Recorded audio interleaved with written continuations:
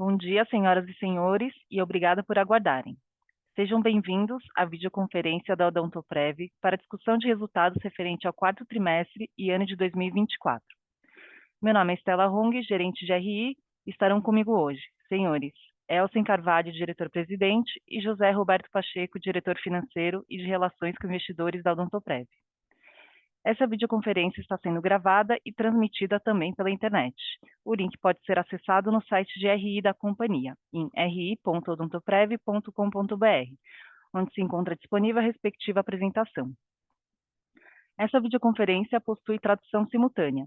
Para acessá-la, é necessário clicar no botão Interpretation, representado pelo ícone do globo, na parte inferior direita da tela, e escolher o idioma de preferência.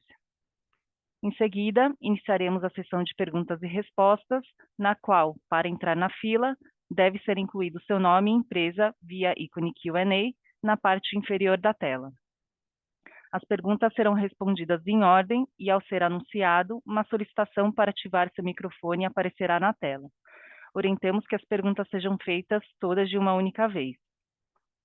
As instruções citadas estão fixadas no chat da ferramenta, assim como a apresentação desse webcast.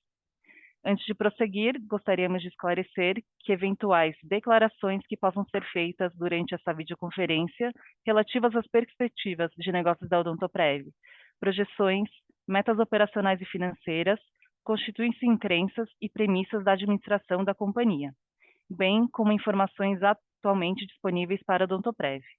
Considerações futuras não são garantias de desempenho, envolvem riscos, incertezas e premissas, pois se referem a eventos futuros e, portanto, dependem de circunstâncias que podem ou não ocorrer. Investidores e analistas devem compreender que condições gerais, condições do setor e outros fatores operacionais podem afetar os resultados futuros da Odontoprev e podem conduzir a resultados que diferem materialmente daqueles expressos em tais condições futuras. Gostaria agora de passar a palavra a José Roberto Pacheco, que iniciará a apresentação. Por favor, Pacheco, pode prosseguir. Olá, bom dia a todos. Um prazer estar aqui com vocês para a gente conversar sobre os resultados do quarto trimestre e sobre o ano de 2024 em particular. A gente traz aqui inicialmente os dados da ANS, já disponíveis para o ano de 2024, ano esse que completa um período de 5 anos após a pandemia, em que, para nós, na Odontoprev, ele marca um ciclo estratégico muito importante. Acho que todos lembram, a gente passa até agora, no ano de 2024, alguns pontos muito importantes. Em primeiro lugar, a marca Bradesco Dental ela passa a ter mais da metade das vidas da companhia, esse é um ponto interessante.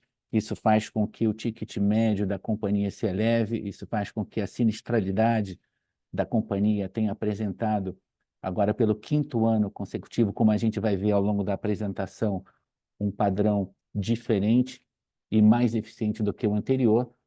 E, finalmente, essa melhor estrutura do portfólio e a melhor estrutura de custos nos levou a ter, concluindo aqui um primeiro comentário, uma taxa de crescimento médio anual do lucro recorrente de 10% nos últimos 5 anos, inclusive em 2024.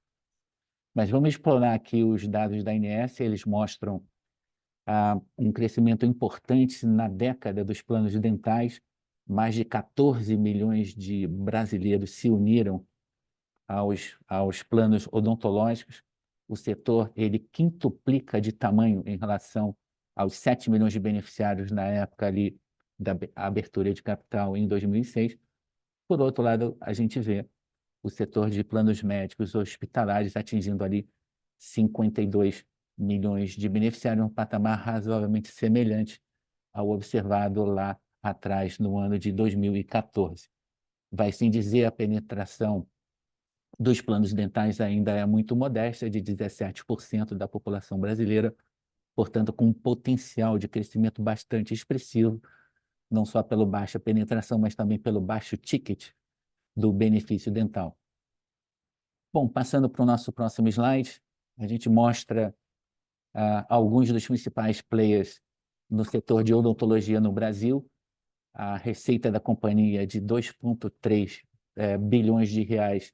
Ela tem dois grandes componentes: a liderança da companhia no mercado corporativo, com 1,3 bilhão de reais, seguida de perto, agora de perto, pelo canal massificado de produtos para pequenas e médias empresas e também os planos individuais.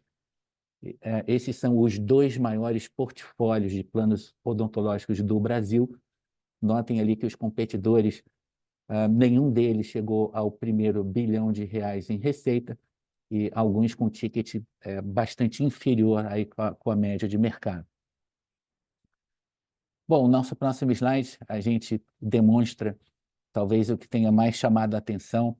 É um marco importante, é uma nova, um novo ciclo, né, na companhia, em que a primeira linha, a linha de receita, ela cresce não apenas por novos clientes, pela conquista de novos clientes, mas também pelo ticket médio. O ticket médio representou ali 4,5% de variação anual. Ele reflete a beleza do efeito mix. Os planos para pequenas e médias empresas têm um prêmio de cerca de 50% sobre os planos corporativos. Por sua vez, os planos individuais têm outro prêmio de cerca de 50% acima dos planos para PME. Nenhuma outra companhia no mercado tem um portfólio tão diversificado, tão robusto, e que se beneficia também do chamado bancassurance, da distribuição bancária, uma exclusividade da companhia. Bom, passando para o nosso próximo slide, a gente mostra aqui a evolução do ticket médio de 4,5%, como a gente viu no slide anterior, e notem uma variação no custo, na mesma metodologia, de apenas 3,8%. Então, essa disciplina de precificação que acompanha de perto a estrutura de custos da companhia é o que deve ser lembrado. Então, a companhia vem fazendo progressos importantes no monitoramento da sua estrutura de custos, com tecnologia de ponta, com segmentação de rede credenciada, em todo o território nacional. Passando para o nosso próximo slide, a gente vê, então, a beleza dessa segmentação do portfólio. A gente mostra os três grandes segmentos de negócio: o corporativo, de pequenas e médias empresas, e os planos individuais, que apresentam todos eles, notem, uma estrutura de custo muito semelhante e de variação anual modesta. Por sua vez, a companhia tem tido a oportunidade de obter alguns reajustes, seja no mercado corporativo, seja no mercado de pequenas e médias empresas, e também, numa menor escala, nos planos individuais. Isso leva continuamente a companhia a ter tickets superiores à competição, dado aí a robustez do seu portfólio e a diversificação do perfil de clientes. No nosso próximo slide, a gente mostra especificamente na marca Bradesco Dental a performance muito positiva observada não só no terceiro, mas também no quarto trimestre. A gente traz aqui os dados semestrais, desde o ano passado. Então, a marca Bradesco Dental teve uma participação muito boa. Notem um crescimento no segundo semestre do ano passado de 164 mil novos clientes, tanto em planos corporativos quanto em planos para pequenas e médias empresas.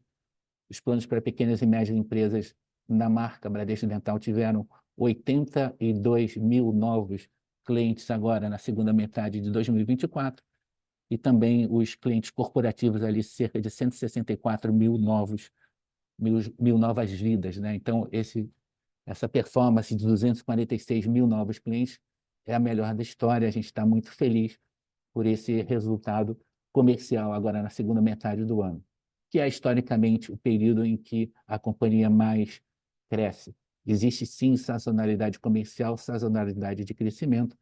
Na última década, a companhia teve muito mais crescimento de receita e de clientes na segunda metade do ano do que na primeira metade do ano. Bom, passando para a nossa próxima imagem, aqui a gente mostra com muita satisfação a estrutura de custos da companhia. Então, como eu comentei antes, esse é o quinto ano desde a pandemia em que a companhia, dado um novo portfólio de produtos, a sua plataforma tecnológica e a contínua segmentação da rede credenciada, a companhia vem apresentando níveis de sinistralidade inferiores aos 44%, 45% que a companhia registrou de 2006 até 2018, 2019. Esse patamar ele veio para ficar, esse patamar ele é uma característica específica do modelo único de negócio da Odontoprev. No ano de 2024, então, a gente teve o custo de serviços mais eficiente da história da companhia, desde a fundação em 1987. Notem que no quarto TRI em particular, a sinistralidade, que deve ser sempre comparada ao mesmo período anterior, foi inclusive inferior ao quarto trimestre de 2023. Passando agora para o nosso próximo slide, a gente vê a beleza dessa estratégia de diversificação. Notem que pela primeira vez na história da companhia, a gente tem a margem de contribuição de produtos para pequenas e médias empresas e planos individuais superando a margem de contribuição do segmento corporativo. Essa é uma tendência natural do negócio. Notem um crescimento anual de 15% na última década da margem de contribuição do chamado segmento massificado, superando, então, o crescimento mais tradicional ali do segmento corporativo. Esse diferencial, ele expande a margem de contribuição, notem ali a margem de contribuição do segmento massificado de 59%, muito superior à margem de contribuição de 44% do segmento corporativo, tal como hoje. Bom, nosso próximo slide, a gente mostra, então, esse histórico, e aqui a gente retroage até a origem, né, a listagem da companhia em 2006. Como a gente comentou naquela época, a sinistralidade da companhia estava ali no 45%, 46%, e como a gente vem destacando aqui, desde 2020, portanto, esse é o quinto ano em que a companhia vem com 40% ou menos de sinistralidade, em particular, o ano passado, com o maior nível de eficiência da nossa história. A tradução disso, a consequência disso, é uma margem EBITDA igual ou superior a 30%. Mais uma vez, esse é o quinto ano em que a companhia vem entregando uma margem, um retorno muito superior à indústria, muito superior aos concorrentes. Isso vem não só da escala diferenciada, de um produto e um portfólio de clientes diferenciado e o acesso exclusivo a canais extremamente eficientes na distribuição, como é, sem dúvida, o canal de bancassurance. Passando em frente, nosso próximo slide, a gente mostra a receita financeira da companhia. Dispensa comentários, a companhia não tem nenhuma dívida. Claramente, a receita financeira foi um dos propulsores do resultado dos últimos anos. Em particular, a gente está muito bem posicionado agora para o ano de 2025, não com o mesmo estoque de caixa. Acabamos de fazer um pagamento importante de dividendos no mês de dezembro, de cerca de 300 milhões de reais, o que nos leva a um patamar de caixa levemente inferior ao que a gente registrou no ano passado. No entanto, taxas de juros, o consenso é de taxas de juros superiores em 2025 sobre 2024. Isso nos leva provavelmente a ter um nível de receita financeira semelhante nos próximos trimestres ao que a gente observou no período recente. O lucro líquido recorrente, como a gente comentou aqui no início da nossa conversa, ele teve um crescimento de 10% ao ano, na média, nos últimos 5 anos. Em particular, agora no quarto trimestre, essa taxa foi ainda mais acentuada, de 27%. Passando agora para o nosso próximo slide, a gente mostra os investimentos em tecnologia. Basicamente, é o carro-chefe da companhia, o grande foco, a prioridade na alocação de capital em investimentos em tecnologia. A companhia ela triplica os investimentos nos últimos anos. Essa curva ela tende a ter uma semelhança com uma curva normal. Então, os investimentos foram realizados com maior intensidade entre 2020 e 2023, já começa a ceder levemente agora em 2024. A nossa expectativa é a gente ter números menores ao longo dos próximos anos em relação a esse maior ponto observado aqui no ano de 2023. Bom, passando para a alocação de capital, a gente está propondo para a Assembleia do dia 1º de abril, pelo terceiro trimestre consecutivo, 100% de payout do resultado, como podem observar aqui, o que daria, na média, uma distribuição de 97% do lucro aos acionistas da companhia, seja sob a forma de dividendos, sobre juros sobre capital próprio e também pela recompra de ações. A companhia termina o ano passado com uma sobra de solvência regulatória de 43 milhões de reais. Passando agora para o nosso próximo slide, na Assembleia de 1º de abril, a gente também vai cancelar todas as ações em tesouraria, tal como agora em 31 de janeiro, estamos falando de 6,7 milhões de ações que serão canceladas agora na Assembleia de 1º de abril, tal como proposto pela administração. O nosso free float, ele é global. Aqui a gente já apresenta a estrutura nova do capital social da companhia, a ser observada ali no final do dia 1º de abril. Capital, então, passando de 552 milhões de ações para 545 milhões de ações. Basicamente, ele tem uma participação de investidores globais na sua maior parte. Bom, passando para o nosso último slide aqui da apresentação, a gente não podia deixar de mencionar um reconhecimento internacional que a companhia teve, em particular agora no mês de novembro, oriundo da revista Time americana, que nos incluiu entre as principais e melhores companhias em crescimento sustentável numa pesquisa global.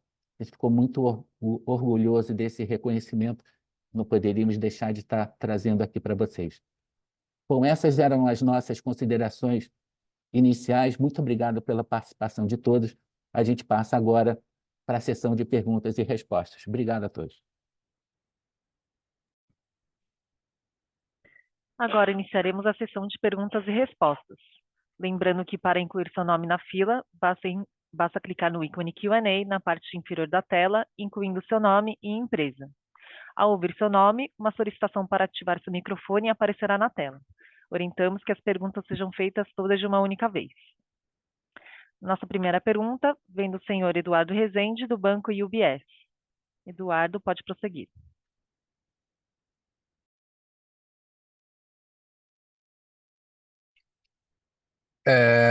Bom dia, pessoal. Primeiramente, parabéns pelos resultados e obrigado pela oportunidade de fazer perguntas. Eu queria dar um double clique aqui na questão da sinistralidade.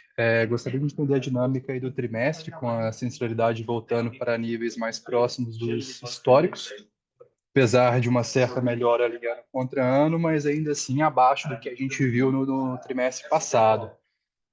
Eu queria pegar aqui a visão de vocês sobre o que a gente deve esperar para 2025 e quais são os principais drivers ali de controle de sinistralidade que a companhia está almejando para esse ano. Obrigado. Você não falou que ia Obrigado, colocar o Eduardo. 21 Bom dia. no Pergunta gráfico? muito oportuna. Brasil, para ficar Olha, a gente comparado? não está... Acho que o microfone está aberto, gente. Mas, assim, a sinistralidade não volta para o histórico, não, tá? Cabe aí um disclaimer importante. A dinâmica é bastante diferente do saúde. O que a gente quer dizer que ela não volta para o histórico?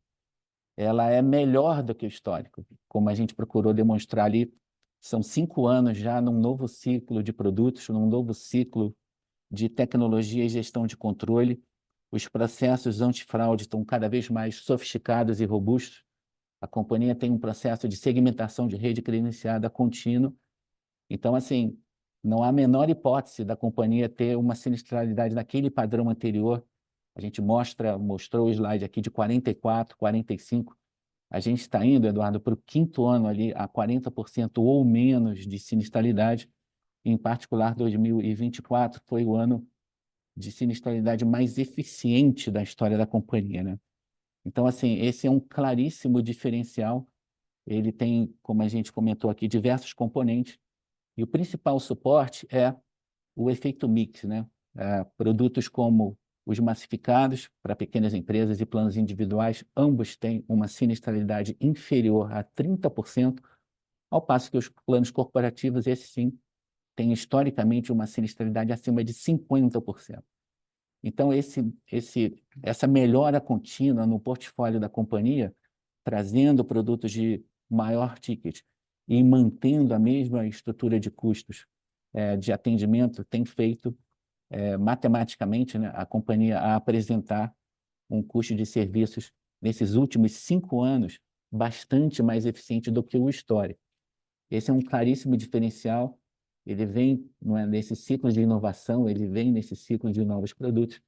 E a gente, então, acha que não é que todos os anos, né, vamos ter ganhos no custo de serviços, não é exatamente assim. Acho que a gente deve ter, como sempre, uma postura mais conservadora, mas claramente a gente tem ali, nesse 40% ou inferior, um novo ciclo, que é esse ciclo que começou agora, no ano de 2020, e vem sendo entregue ano após ano. Não há por que ser diferente nos próximos exercícios, tá, Eduardo? Perfeito, Pacheco. Muito obrigado. Super claro. Tudo que ele escreve no meio. Nossa próxima pergunta vem de Felipe Amâncio, Itaú BBA. Felipe, pode prosseguir.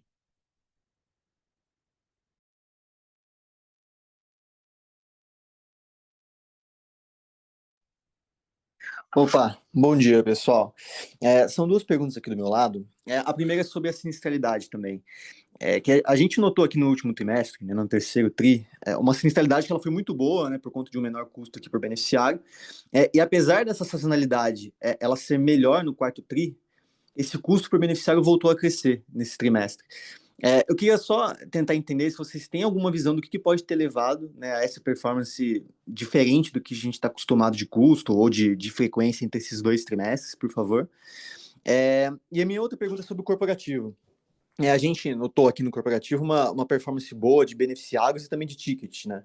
Então, se vocês pudessem dar uma atualização do que vocês estão sentindo do ambiente competitivo aqui dentro desse segmento, e também qual que deve ser a perspectiva, né, o driver desse segmento para os próximos tris, né? Se é mais volume ou se ticket também faz sentido pensar que pode começar a acelerar aqui. Obrigado.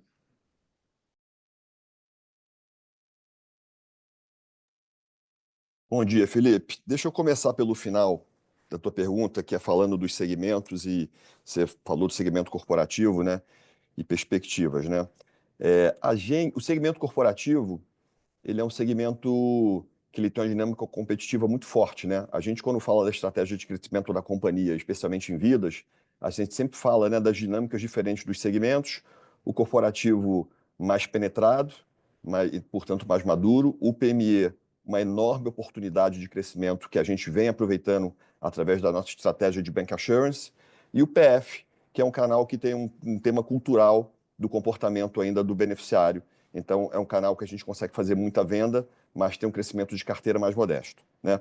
Então, no segmento corporativo, apesar dele ser maduro e a nossa aposta de crescimento ela ser mais baseada nos massificados e especificamente na nossa estratégia de crescimento do segmento PME, especialmente por bancassurance, a gente, se você reparar, tem conseguido trazer crescimento todo ano em vidas, né? O potencial de reajuste, de crescimento de ticket,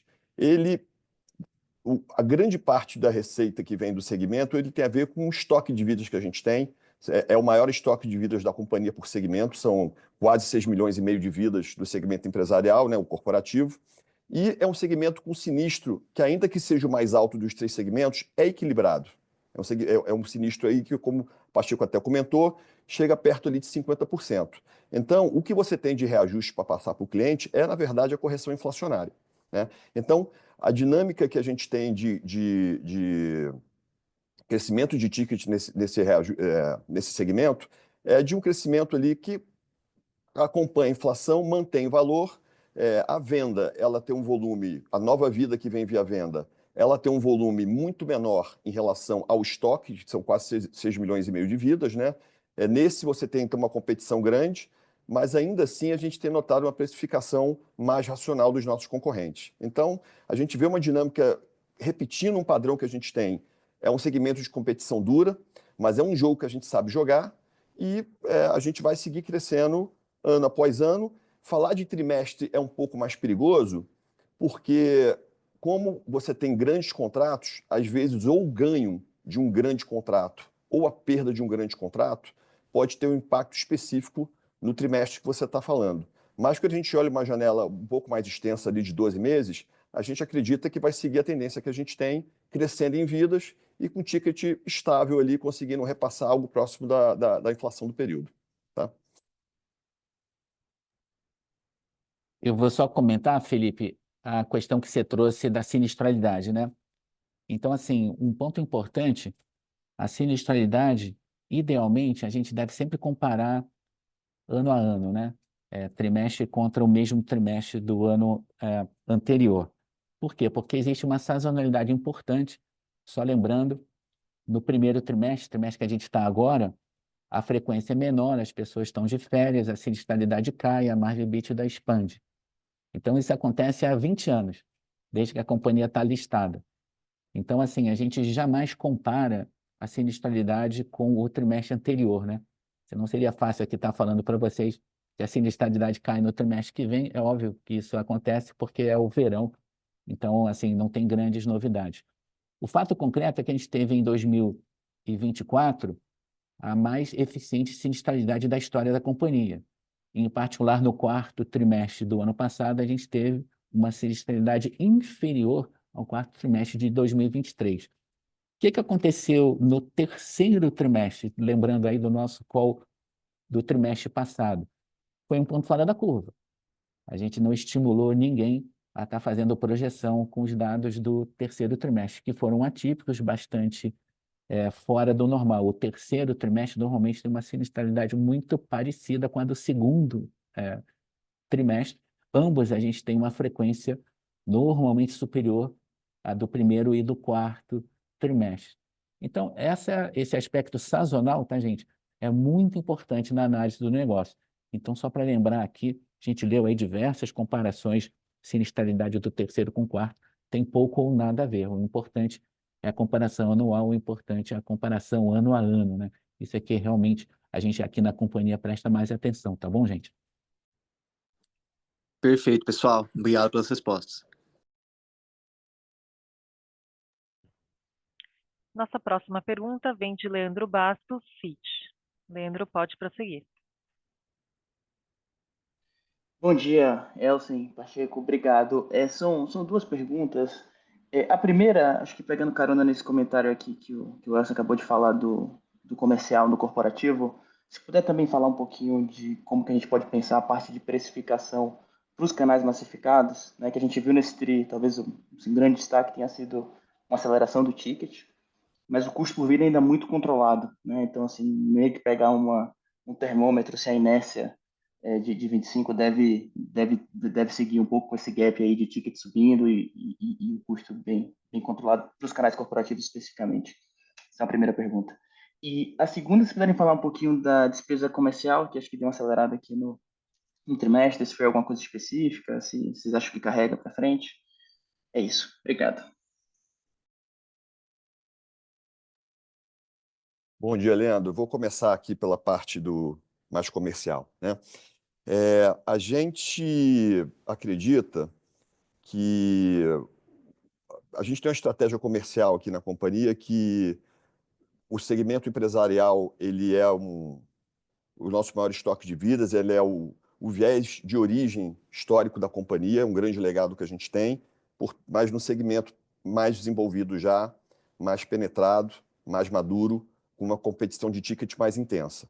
Então, ainda que a gente consiga repassar reajustes ali num portfólio equilibrado e ter uma competição um pouco mais racional por novos contratos, não é para a gente depositar grandes expectativas de crescimento ali por conta de ticket.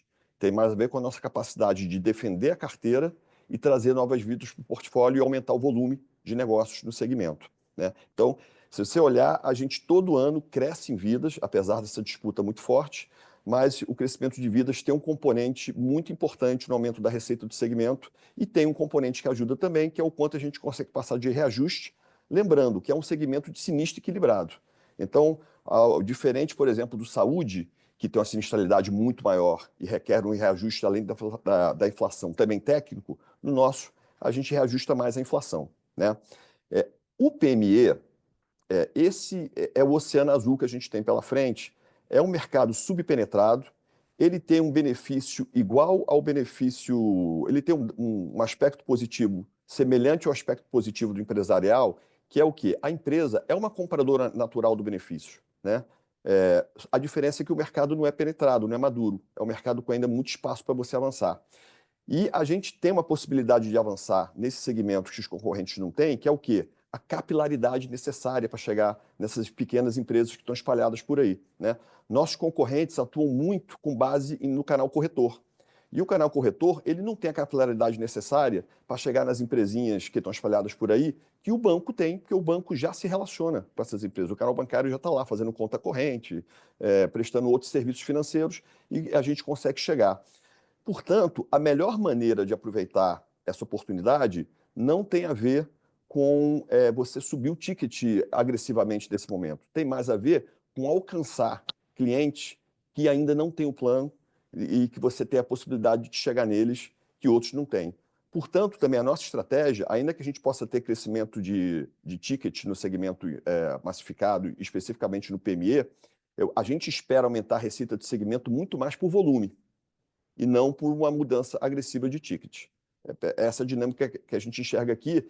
E como o ticket padrão já é substancialmente maior do que o corporativo, e como o Pacheco falou, o custo de atender é muito parecido, isso já traz naturalmente um efeito mix, que permite que a gente cresça, mantendo rentabilidade e sinistralidade controlada.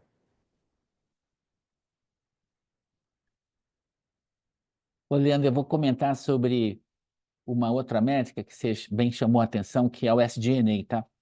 Esse é um ponto ótimo que você trouxe aqui para a mesa. O SG&A, agora do quarto TRI, foi de 30% da receita, praticamente o mesmo do quarto TRI de 2023.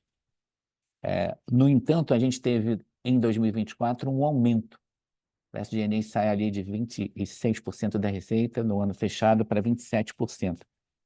Essa é a tendência, eu diria que pelo contrário, tá? Não é não. Então, assim, um ponto muito importante, vamos começar aqui pela despesa de comercialização, que teve no quarto TRI um ponto fora da curva, alguns reconhecimentos, alguns incentivos, algumas premiações específicas que aconteceram no quarto TRI, que não são padrão nem a nossa expectativa, nem dos canais vendedores, replicar na mesma intensidade ao longo de 25. Então, a gente imaginaria ter um SG&A mais eficiente em 2025, claramente na despesa de comercialização tendo um patamar mais próximo do histórico. Quando a gente vai para as despesas administrativas, aí o principal vetor é a tecnologia.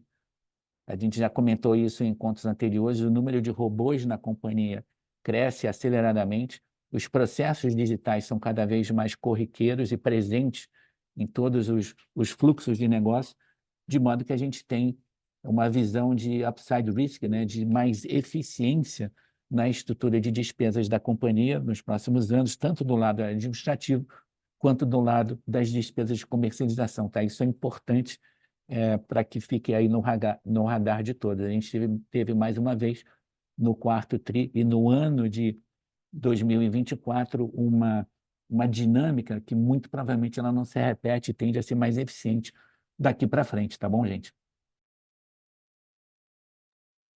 Tá ótimo. Se você puder só um follow-up rápido sobre os massificados, qual que é o nível de sinistralidade hoje que vocês acham que, assim, se chegar tão baixo, que em tese pode começar a ferir um pouco aqui a proposta de valor do produto? Eu acho que a sinistralidade, em particular, a gente acha que a sinistralidade nos planos massificados tem que necessariamente ser mais atrativa, mais baixa que os planos corporativos. Claro, são produtos de maior risco, de seleção adversa, de cancelamento de contratos, ou mesmo de inadimplência. Então, por definição, Leandro, a precificação que a gente faz nos produtos massificados é, por sim, ter um retorno superior ao mercado corporativo. Esse nível de utilização, no fundo, a Odontoprev presta um benefício. Esse benefício tem que ser entregue, tem que ser utilizado. Então, assim, a gente está tendo agora padrões de sinistralidade abaixo do que idealmente a gente gostaria. Isso vem num processo educativo, isso vem num processo de crescimento. A precificação, consequentemente, a sinistralidade, Leandro, ela é conservadora, visando o retorno, mas é natural que tenha uma acomodação ao longo dos próximos anos, saindo ali dos 20% médio para os 20% alto, ou certamente ficando ali abaixo dos 30%. Então, é isso que já acontece há muitos anos na companhia. Mais uma vez, os produtos massificados são precificados para gerar, sim, um maior retorno, e essa é a beleza da diversificação do portfólio, tá? Tá ótimo, Pacheco. Obrigado. Bom dia.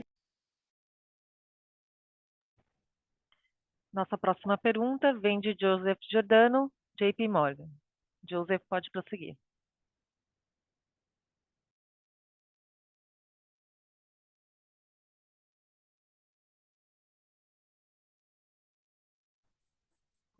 Bom dia, Pacheco. Bom dia, Elsen. Obrigado pela pergunta. Queria explorar 2 pontos. O primeiro aqui no crescimento, a gente vê um crescimento bastante forte, tanto no corporativo quanto no PME. Queria explorar um pouquinho no corporativo, que no passado vocês faziam bastante plano por adesão, entender se esse crescimento ele vem naquela modalidade por adesão, onde o funcionário opta, né, por entrar no plano, ao invés de ter a empresa como grande sponsor. Essa seria a minha primeira pergunta. E a segunda, dentro do crescimento top line, a gente vê a carteira do individual ainda meio de lado, né? Tanto no canal Bancassurance quanto no o canal varejo ainda mais difícil. Então, eu queria entender como é que a gente deve enxergar o churn, né? Aqui, se a gente já está com um churn bastante alto e meio que que a venda nova, ela offseta o que vocês perdem, né? Até também tentar explorar aqui o que é churn médio hoje de carteira, tanto corporativo e PME também. E é isso. Obrigado, gente. Bom dia. Vamos lá. Segmento empresarial, o corporativo, ele não tem churn, assim, no sentido de você não tem. É raro, eu diria que em mais de 7 anos como diretor comercial, talvez eu tenha visto 1 ou 2 vezes uma empresa cancelar um plano. O que você tem é disputa comercial, em que eventualmente, na hora de que o contrato vence, o cliente pode trocar de plano, porque recebeu uma oferta de outro operador concorrente nosso. Nesse segmento, a nossa capacidade de retenção é muito alta, historicamente tem sido muito alta, né? A nossa perda tem sido muito baixa. E é por isso que a gente cresce a carteira, porque a gente começa não perdendo, né? Tendo uma perda muito pequena, a gente consegue irrigar a carteira com novas vidas que vêm de dentro dos clientes já existentes, fazendo campanhas em clientes existentes, que é a modalidade que você falou de livre adesão, ou seja, sempre tem algum funcionário novo que quando você fez a campanha inicial, ele não estava lá e ele entrou depois. Quando você faz uma campanha nova, ele tem a possibilidade de aderir também, né? E você tem a venda nova, os novos contratos que a gente ganha de contratos concorrentes ao longo do ano. Então, essa composição faz a carteira seguir crescendo, uma perda muito baixa, uma pesca que a gente faz dentro do aquário e venda de novos contratos. A venda, em termos de estoque, a gente tem um equilíbrio entre contratos em que a empresa paga para o funcionário, que a gente chama de compulsório, e contratos em que o funcionário é quem decide se opta ou não, que a gente chama de livre adesão. Na venda, você já tem uma presença maior do livre adesão, mas o histórico ainda é bem equilibrado, tá? No segmento de PME, o que a gente tem, à medida que você sai do massificado e caminha, à medida que você sai do corporativo e caminha para os massificados, você começa a ter um pouco mais de churn. A nossa estratégia de PME, isso é muito importante falar, ela passa por 2 coisas. A gente fala muito do Bancassurance, é verdade, é um aspecto fundamental da nossa estratégia. A capilaridade que a gente tem por ter acesso a canal bancário, quando comparado com nossos concorrentes, mas tem um dado muito importante que é um dado de produto. A gente mudou, o Pacheco fala muito do 2020 para cá, a gente mudou a estratégia de produto de PME para buscar empresas maiores no segmento PME, porque a tradição de venda anterior a esse período era de se vender PMEs muito pequenos, 3 vidas, 5 vidas, 7 vidas, e a gente hoje vende muito PMEs de 50 vidas, de 100 vidas, de 150 vidas, até 200 vidas, né? E à medida que você vende para PMEs, entre aspas aqui, grandes, você está vendendo para PMEs que são de fato empresas. E como sendo empresas, quando elas dão benefício, elas assumem um compromisso com o seu colaborador, né? E aí elas tendem a ter uma adesão ao contrato maior. o risco econômico dessa empresa é maior, e é por isso que o churn, o cancelamento de contrato, é maior do que no empresarial, e isso tem a ver com o dado que o Pacheco falou, de que é por isso que a gente precifica mais caro. Então, você tem um churn que é maior do que o do empresarial, porque é uma empresa que tem um risco econômico maior, por ser menor, mas, ainda assim, tem um comportamento mais parecido com o segmento empresarial do que o cliente pessoa física. Esse, sim, é um cliente de risco muito maior, risco de seleção adversa e risco de churn. Um cliente que compra, usa e muitas vezes depois que usou, cancela. Então, é um segmento em que a gente consegue fazer muita venda, mas você tem um churn muito grande também e acumular carteira nesse processo é mais difícil. É por isso que você vê o segmento empresarial, apesar de muito grande, sempre crescendo. É por isso que você vê o segmento de PME crescendo de forma acelerada e você vê o crescimento de PF assim andando um pouco mais de lado em termos de número de vidas, né? Mas, de novo, a gente tem uma composição de mix que, no final das contas, permite que a gente cresça e, contra-intuitivamente, por efeito mix, a gente cresce, mantendo ou aumentando a nossa rentabilidade. Eu vou só complementar aqui um pontinho, que é o efeito mix, gente, dentro dos planos individuais, tá? Então, essa carteira que a gente tem, de cerca de 1 milhão de beneficiários ali nos planos individuais, ela, no passado, ela era basicamente feita por distribuição no varejo, varejo em particular, lojas de departamento. O que está acontecendo nos últimos 7, 8 anos? Cada vez mais o canal bancário tem participado desse segmento. Essa mudança, gente, é muito importante para os modelos e para as expectativas de retorno dos planos individuais nos próximos anos. Por que isso? Porque, primeiro, pela precificação nos canais bancários, o pricing power é muito mais claro, é muito mais evidente do que nos demais canais que ainda são predominantes na carteira de planos individuais da companhia, tá? Em segundo lugar, as despesas de comercialização, a gente já comentou hoje aqui, são muito mais baixas, são muito mais próximas aos dos outros segmentos do que as comissões ali nos canais mais de varejo.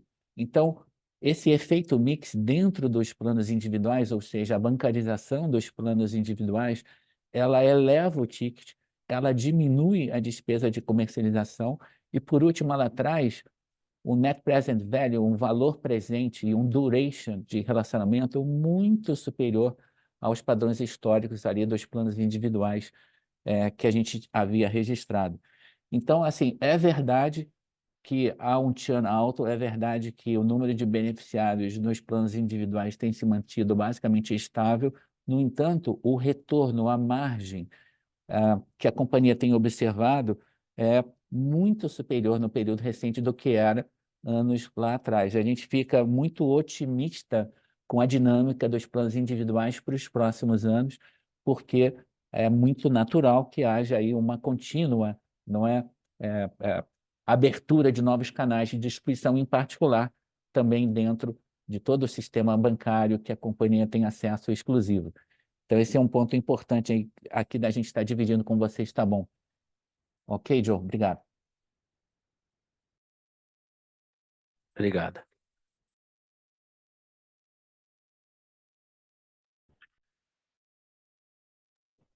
Nossa próxima pergunta vem de Arthur Alves, Morgan Stanley. Arthur, pode prosseguir.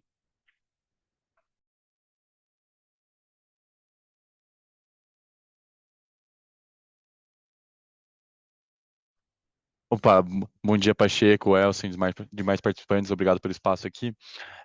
Vão ser duas aqui do meu lado, uma primeira olhando um pouco mais para trás, só no custo por beneficiário do corporativo, teve um crescimento aí de 7% ano contra ano, e a gente quer entender um pouco mais que levou a isso, seria basicamente maior utilização ou um mix de procedimento diferente, e como isso deve se perpetuar. E a segunda, foi pegando uma carona até num comentário do Pacheco, seria um pouco da utilização que vocês disseram que talvez está um pouco aquém do que gostariam no PME e no individual. Talvez seria necessário uma reeducação do cliente. Eu gostaria de entender um pouco como que seria isso, como que vocês podem fazer que ele veja valor no produto, utilizando, mas sem que saia do controle. E conforme isso vá afetando o custo por membro, se vocês acreditam que você poderiam trazer isso para ticket e ajustando, mantendo a centralidade no mesmo nível, e como afetaria o crescimento da carteira que vocês têm aí no PME no individual. Muito obrigado.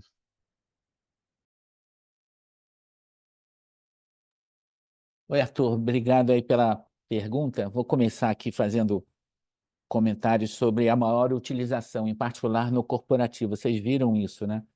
Então, o custo por beneficiário mês, ele subiu bastante na comparação anual, o que é um bom indicador. Mais uma vez, esse é um benefício que precisa ser entregue e precisa ser utilizado. O cliente corporativo, ele sabe o que quer, ele conhece o produto já há muitas décadas. Então, ele é um cliente que bate na porta e está consistentemente fazendo aí a utilização do benefício.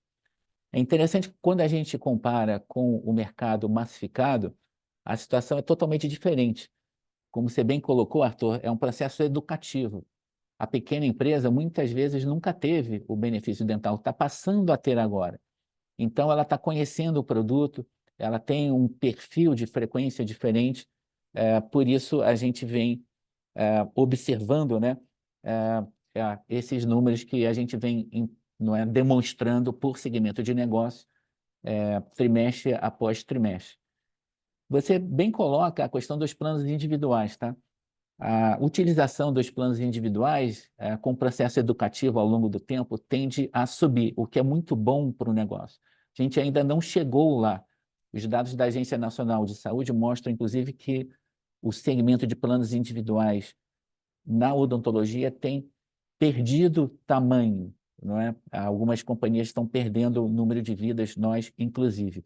Então, esse é um processo educativo, esse é um processo que a gente vai estar informando, estimulando a frequência, estimulando a utilização, porque é daí que vem a retenção, é daí que vem um duration melhor para esse relacionamento. As ferramentas são as mais diversas, desde as presenciais até as digitais, mas, de fato, é um mercado novo.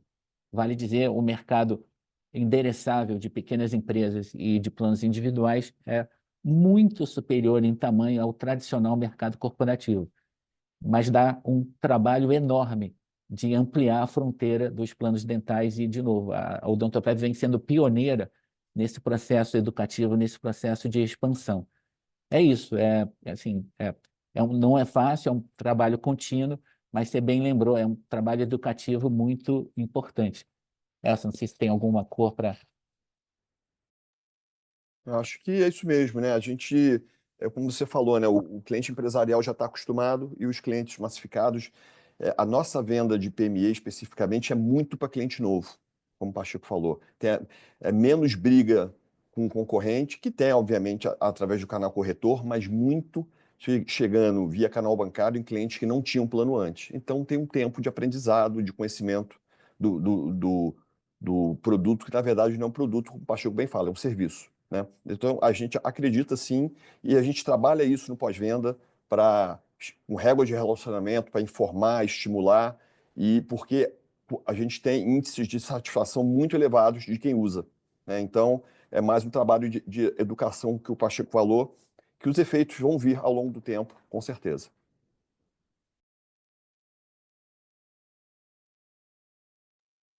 Tá bom, pessoal, obrigado.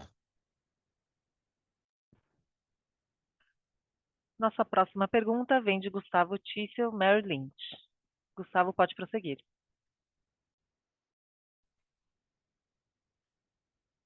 Bom dia Pacheco, bom dia Elsen e Estela. São duas questões aqui do nosso lado também. A primeira, a gente queria explorar um pouquinho, é um follow-up, na verdade, do ticket. Vocês comentaram que o mix talvez seja o principal propulsor de ticket para 2025 e seria o mix do PME, né? Mas nesse trimestre a gente já viu um crescimento de ticket no corporativo e no PME especificamente, né, separado.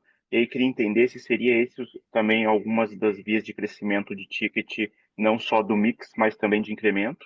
E a segunda questão, um pouco mais estratégica, entender um pouquinho também com a mudança do management, sei que é uma pessoa que já está faz tempo na empresa, mas a gente sabe que tem ali uma estratégia de crescer ali mais ou menos 300 mil vidas por ano. Você tem ali uma estratégia de crescimento de tickets, seja por mix, seja por algum reajuste que a gente está vendo. o que a gente pode esperar daqui para frente? Tem mais alguma coisa que a gente está perdendo e não está vendo? Tem alguma coisa que dá para explorar além dos planos que a gente vê? Tem uma coisa em termos de plásticas e dentista? Só para entender um pouquinho da cabeça do management de médio e longo prazo. São essas duas questões. Obrigado, pessoal.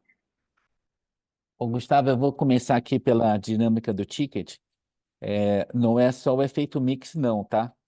Então, assim, vocês viram agora, a gente salientou, né, no relatório, o ticket médio subiu em todos os 3 segmentos de negócio por razões diferentes.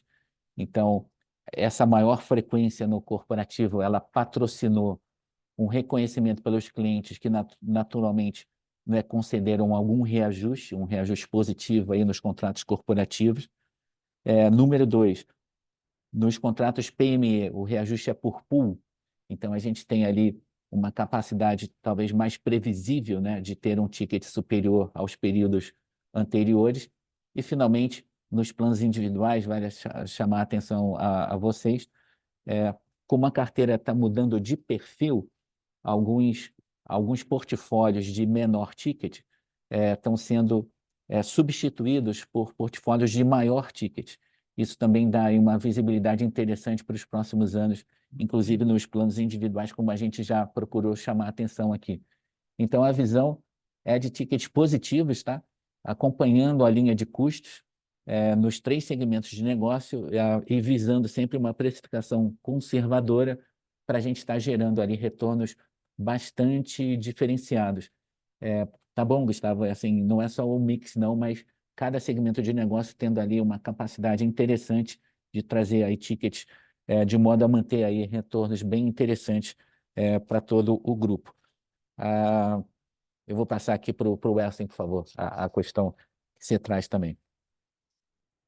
Eu acho que, além dos pontos que o Pacheco colocou, a gente, de fato, assim, a gente já tem falado sobre isso, né? Falou sobre isso no outro call também. A gente tem uma expectativa de acelerar. A gente mudou o patamar de crescimento da carteira PME e por isso a gente começou a sentir esse efeito mix. E a nossa expectativa, né? A gente está trabalhando para ir além nessa velocidade de crescimento da carteira de PME. A carteira empresarial é um trabalho que a gente já conhece, sabe fazer, mas, eventualmente, um contrato muito grande pode ter um efeito que distorce um pouco o resultado, né? Você ganha um contrato muito grande, isso impacta positivamente, perde, impacta negativamente ali no período. A gente tem alguns contratos que, de fato, são muito grandes e que ganharam um contrato desse ou perderam um contrato desse, mexe no resultado não só do trimestre como do ano, pode sempre acontecer. Então, a gente faz o melhor trabalho possível de defesa, de pescaria no aquário, ou seja, de trazer novas vidas do cliente, e de ataque. E isso tem resultado no padrão de crescimento que vocês têm visto. No PME, não. A gente tem uma estratégia que ela começou a ser implantada a partir de 2020, mais ou menos ali, que combina mix de produto para pegar PMEs maiores e bancassurance. A gente mudou a velocidade de crescimento da carteira, passou a crescer ali acima de 100 mil vidas ano, 150 mil vidas ano, e a gente está trabalhando para ir além dessa velocidade. Se a gente conseguir executar o que a gente quer, aí o efeito mix vai estar mais presente ainda, e todo esse efeito ali de crescer com rentabilidade e sinistralidade sob controle vai ficar ainda mais forte no resultado da companhia. Esse é o desafio de execução que a gente tem para o ano. Essa é a nossa estratégia. Perfeito, Pacheco e Elson. Obrigado pelas respostas. Nossa próxima pergunta vem de Rafael Elage, XP. Rafael, pode prosseguir.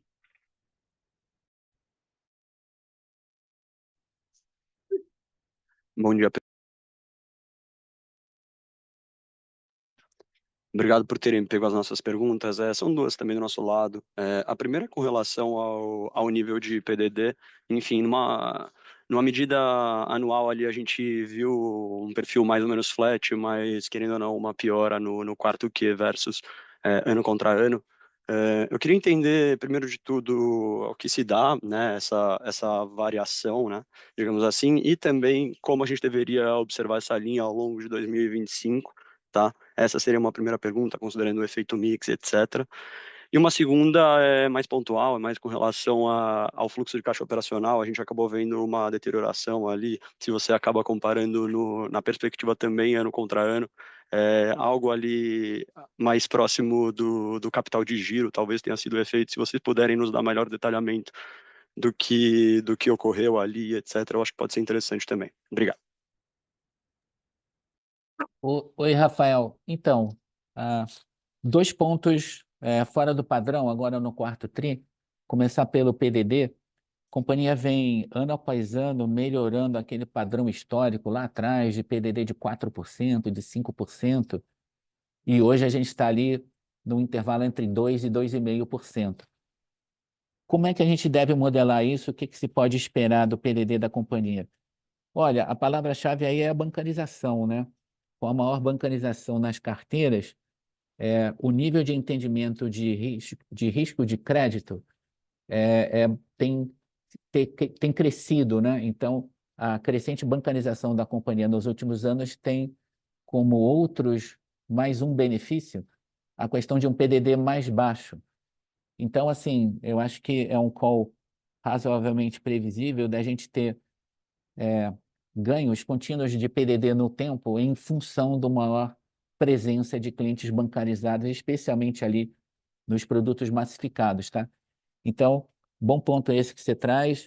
Quarto tri foi um ponto fora da curva, mas pensando nos próximos anos, eu diria que esse patamar ali, levemente superior a 2%, ele veio para ficar, como ele já se apresentou aí nos últimos anos.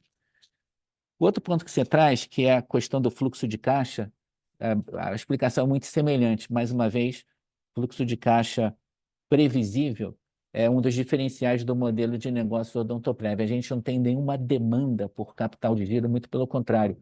A companhia recebe antes e tem a grande maioria dos pagamentos realizados depois do fluxo de recebimentos. É o que a gente chama, e vocês chamam, de capital de giro negativo. Nenhuma novidade aí. A gente chamou atenção também para o volume de investimentos, em particular em tecnologia, atingiram o seu ápice, o seu pico em 2023. Esse ano de 2024, a gente já viu um volume menor. A gente acredita que essa necessidade de investimentos em tecnologia deve ser marginalmente inferior nos próximos anos, de modo que a disponibilidade de recursos, né, basicamente destinados a dividendos, deve ser superior aí nos próximos exercícios. Então, nenhum destaque aí para chamar a atenção de vocês no quarto trimestre, não. Mais uma vez, tá? Essa é a visão que a gente tem aí para os próximos exercícios, tá bom, Rafa?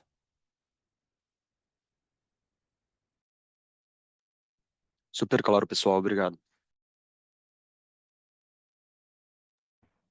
Nossa próxima pergunta vem de Ian Seskin, BTG Pactual. Ian, pode prosseguir.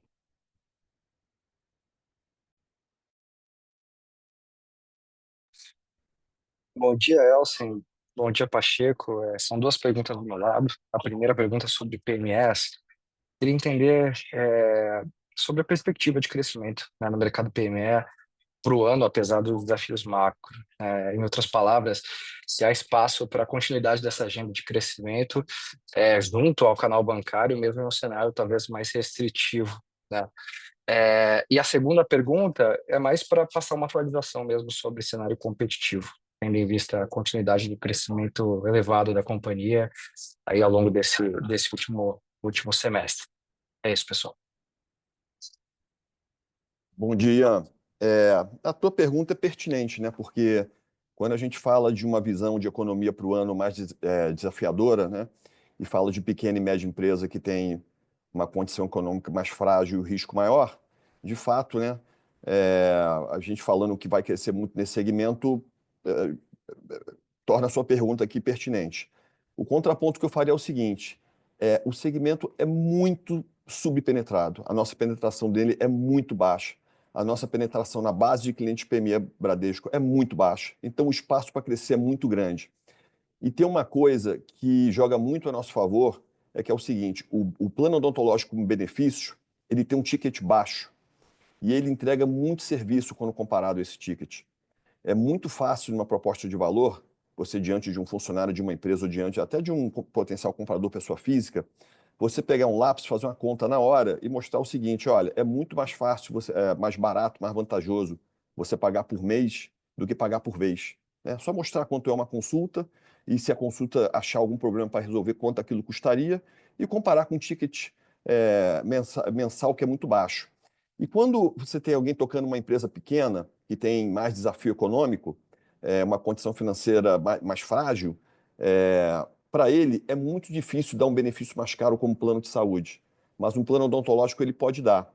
E um ticket de um plano odontológico de um PME, vamos dizer aqui, R$20, 20 e poucos reais, você imagina esse dono de empresa, esse diretor lá que faz o DP, a folha da companhia, chegar para o funcionário e falar, olha, eu vou te dar um aumento de R$20. Imagina, seria frustrante, ninguém quer um aumento de R$20. Mas imagina ele dizer assim, olha, eu vou te dar um plano que você pode ir ao dentista e resolver tudo o que você precisa. Né? Então, com o mesmo R$20, ele tem um impacto muito maior na vida do colaborador dele. Né? Então, de novo, eu concordo com o teu ponto que a gente tem um cenário econômico mais desafiador para o ano, mas, por outro lado, a penetração é tão baixa, a oportunidade é tão grande e o produto ele tem uma relação ticket baixo e muito valor entregue tão a nosso favor, na verdade, tão a favor de quem compra, que a gente acha sim que há oportunidade de crescimento apesar do cenário para esse ano. Né? Então, eu acho esse é um ponto. E cenário competitivo em geral, de novo, né, falando de segmento empresarial, o ticket é baixo. Quanto maior a empresa, mais baixo é o ticket. Não é um item de despesa relevante nas companhias e funciona muito bem como benefício. Os índices de utilização que a gente tem são constantes, crescentes, e você tem uma avaliação dos beneficiários, que são os funcionários, bastante positiva. Então, funciona bem. E como já é um segmento muito penetrado, você não está procurando tanto cliente novo assim para vender. É mais defender os seus clientes, tomar conta da sua carteira. A gente acha que tende a ter um desempenho parecido com o que a gente tem tido nos últimos anos. Né? Então, a nossa visão, a gente já passou por outros cenários, anos de cenário econômico desafiador, e a gente consegue crescer a carteira e acho que esse ano o PME vai nos ajudar a ter um crescimento mais acelerado.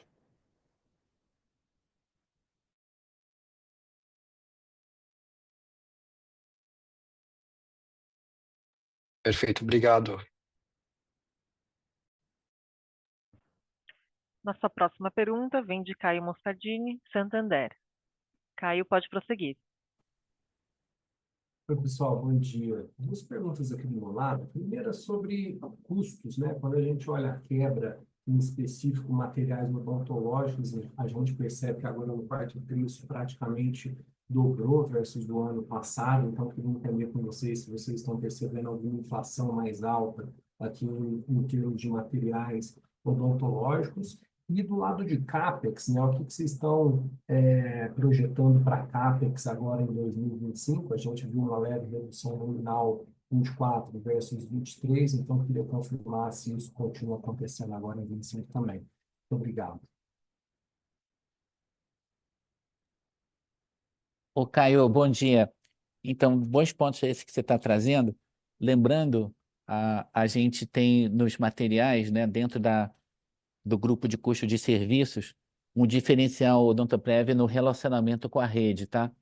Então, não faz parte do negócio a gente ter, não é, a gestão ativa nesse particular. Então, é mais uma gestão de relacionamento com a rede. Então, foi isso que aconteceu pontualmente, não é regra, nem, por favor, modelem esse mesmo tipo de patamar aí para períodos futuros. Então, foram, enfim, estratégias pontuais de encerramento do ano, visando aí o relacionamento com a rede. O outro ponto que você traz é importante, a gente procurou comentar rapidamente aqui em momentos anteriores, o nível de CAPEX da companhia, né, os investimentos, e basicamente eles são dedicados à tecnologia, teve seu ápice ali em 2023, já a gente observou em 2024 um patamar levemente inferior. Acho que essa é a tendência, tá, Caio, para os próximos anos, da gente ter em reais um patamar inferior ao que a gente observou em agora 2023 e em 2024. Portanto, liberando aí, mais uma vez, recursos aí para alocação, provavelmente via dividendos, né, que é o carro-chefe da companhia. Pessoal, muito obrigado. Bom, sem mais perguntas, encerramos então a sessão de perguntas e respostas. Gostaria de passar a palavra ao Pacheco para considerações finais. Bom dia a todos.